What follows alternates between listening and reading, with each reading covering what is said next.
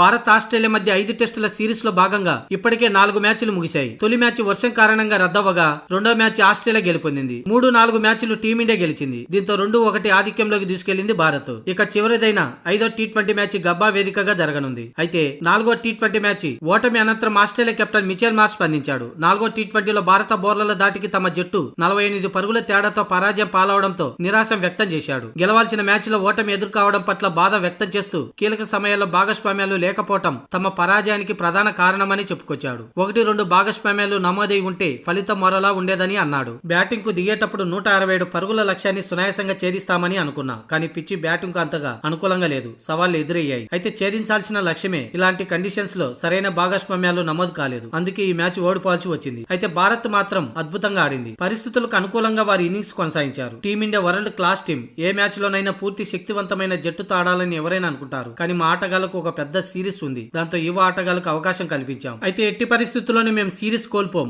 చివరి మ్యాచ్ లో తప్పక గెలుస్తామనే ధీమా వ్యక్తం చేశాడు మిచెల్ మార్ష్. కాగా రేపు 8వ తేదీన చివరిదైన టీ20 గబ్బా వేదికగా జరగనుంది. ఈ మ్యాచ్ లో ఆస్ట్రేలియా గెలిస్తే సిరీస్ సమమవుతుంది. భారత్ గెలిస్తే 3-1తో సిరీస్ ను చేజెక్కించుకుంటుంది. దీంతో మొత్తానికి ఈ రెండు జట్ల మధ్య హోరాహోరీ ఖాయం.